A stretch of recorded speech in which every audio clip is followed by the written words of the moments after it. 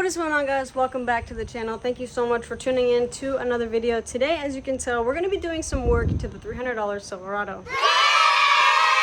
If you guys seen the last video, you would have seen that we finally got the vehicle started, but only on starting fluid. Fuel pump was not engaging. It was not the relay, it was not the fuse. So I went ahead, I ordered a new fuel pump, and it just got here.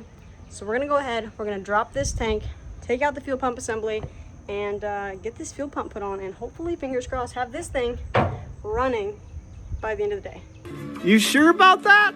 I apologize in advance. This is about the best angle we're gonna get, but I have my tools, I have my jack down here, and I think the plan is to just drop the tank entirely. There's just two straps holding it on. So we're gonna try and slowly lower it down and just bring the whole thing out, empty it out, lighten it up a little bit, fix the assembly, and get it thrown back in.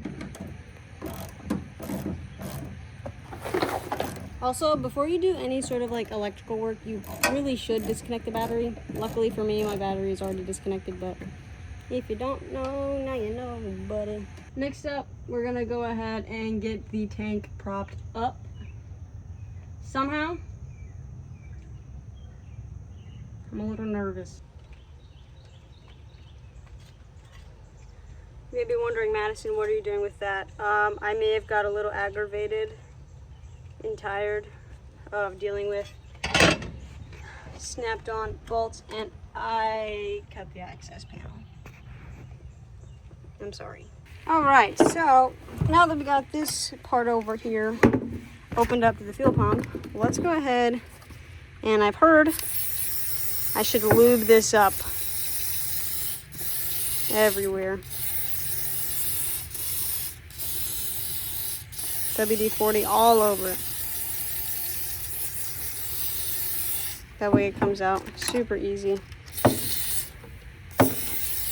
There, look at that. That thing is so much cleaner now too. And I'm gonna get a lot of hate for doing this, but I do have this rubber cover that goes over it.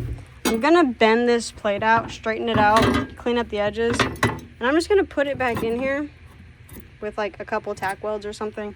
I don't know. Maybe fucking put a hinge on it and make it a little trap door. And there's also gonna be a toolbox that covers this, because this is a work truck. This isn't a show truck at all. And plus, you won't even be able to see it, especially if I have this over it. It's not gonna be that big of a deal. So don't judge me too hard, okay? Please.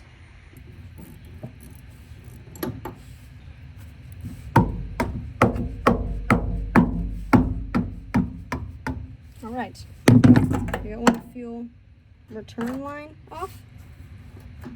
Good. Let's see if we can get this one off. Easy peasy, lemon squeezy.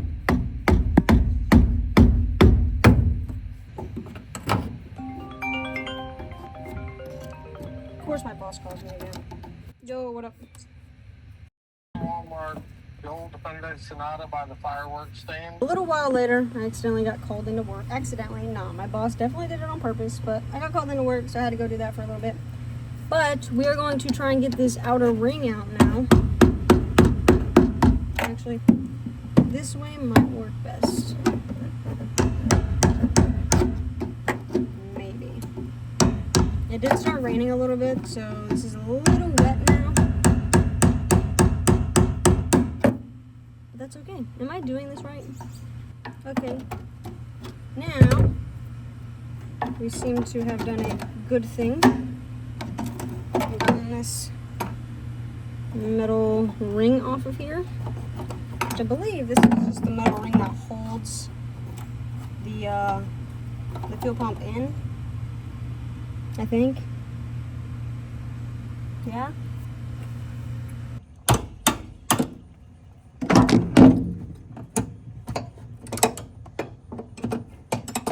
Let's see if we can do it without it. Yeah. Floater. Boom. All right, we got the entire fuel pump out of here. This is very good news. Last night we made a little bit of progress on the fuel pump. I ended up getting the old one out and I started sliding the new one in, but I noticed that the wiring harness was pretty cooked on this thing. Actually, it didn't come with a new harness on the fuel pump, anything like that. So what I did is I went to Rural King and I got some eyelets. That way I can put eyelets on the end of these wires. And I do have to extend them as well because this power wire does not completely reach this plug right here. So what I'm gonna do is take this apart at the, positive and negative up here. Take them out. We're gonna use these to extend it. I'm gonna try and solder them together properly. And then I got some eyelets because if you guys see in the stream, you guys would know all I did was wrap the wires around here, and I am worried, like it's on there pretty tight, but I am worried about causing a short in here. So we're gonna go ahead and fix this and make it right the proper way. So I'll be back when I have these eyelets completely knocked on here and all of this ready to go, all buttoned up, and yeah, should be pretty easy. I can't even lie, it's the next day here at the house. Last night it was getting so hot outside. I was pooling sweat off of me and I got called into work twice. So I went ahead and I just stopped what I was doing. I finished up a little bit, but I want to update you guys a little bit on what happened last night because there is some stuff that I didn't show you guys that I did. We ended up getting the fuel assembly completely thrown on the truck. We got it wired in. Everything was good like that. And I went to turn the key and it was still doing the same exact thing. It is not getting fuel to the engine. And I'm still a little confused why. I do know it is getting fuel up here, but I do not know why the injectors are not opening, all of them. It is currently like 2 or 3 days later. I'm editing that video now, and I want to bring something to your guys' attention that I did the other day. I think it was last night or the night before. I think I now know why we are not getting any fuel to the injectors. I was on stream with you guys 2 nights ago, and I went ahead and just picked up this fuel injector pressure tester, and I threw this on the Schrader valve on the fuel pressure regulator, and I realized my mistake.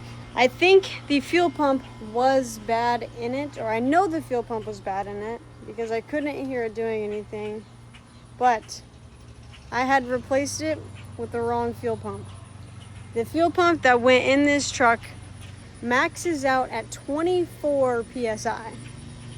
If you guys know anything about these trucks, they need to be at least 65 PSI in the fuel pressure regulator for it to even attempt to turn on. This was a very sad discovery after all of the work that I ended up doing to it, but I did make this mistake, and I think what I'm gonna do now is actually just get an entire brand new fuel pump assembly for it with like the new hanger and the lines and all that stuff. That way I don't have to go through the same struggle that I was going through the other day of having to rewire all of that stuff on top of the fuel pump.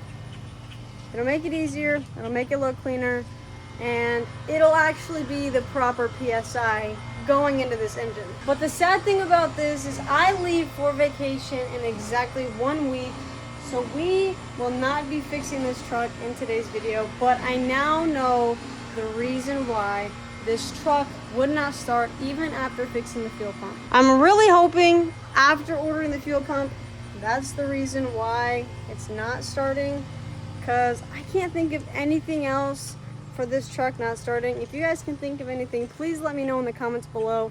This video is going up, I believe, on like the 11th or the 12th for members, so like the 12th or the 13th for everybody.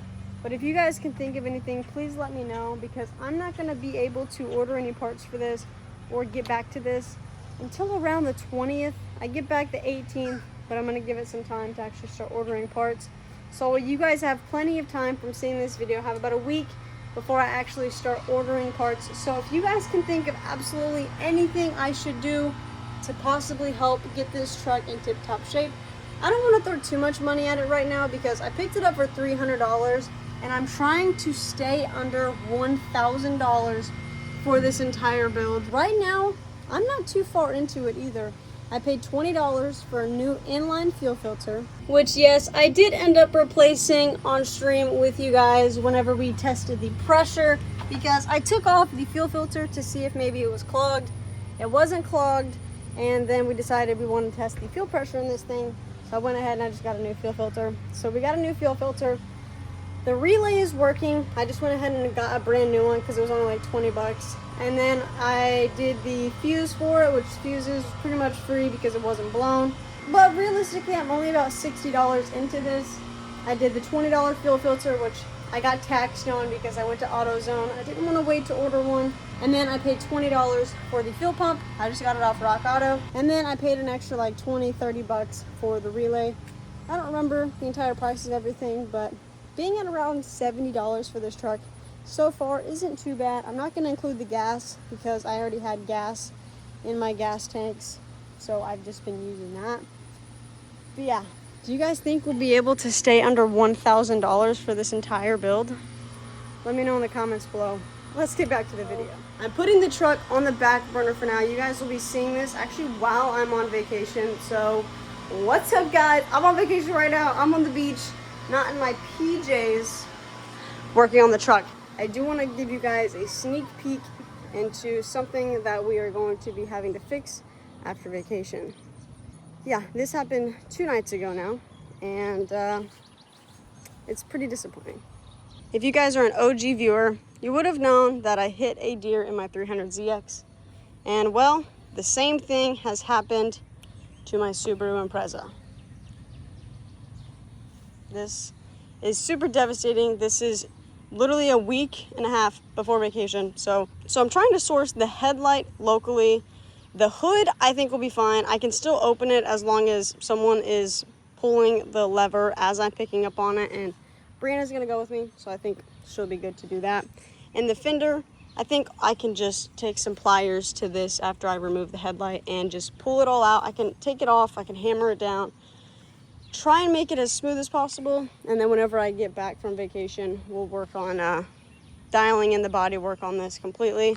We are still on the hunt to get this thing running, and sadly, we keep running into more issues. So hopefully in the next video, we finally get this thing running completely. And I also seen this sticker on the transfer case, so I'm pretty sure it has some upgraded gears in it, which is kind of cool if you ask me. But anyway, I'm gonna go ahead and sign off of here. I apologize for this video not having too much substance in it. I realistically thought this was going to be the video where it completely started. It started running, maybe try to get it driving, I don't know.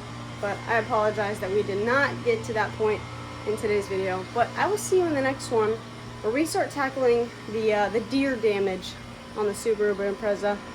And we are going to get back to this thing very soon. Make sure you hit the like button, you hit the subscribe button, and you join to be a member. That is a huge way to help support the channel. And also, I want to give you a sneak peek as to some merch that's coming out very soon. The death of the 300ZX and the rise of Black Beauty. I'm still waiting on all the samples from the Black Beauty to come in, so it might be after vacation we get to see all those, which kind of sucks because I wanted to wear some of that merch on vacation, but it's okay. I'm gonna go inside. I gotta edit this video, that way while I'm on vacation I don't have to do any editing because I'm not gonna have my computer there. So I'll see you in the next one. Peace.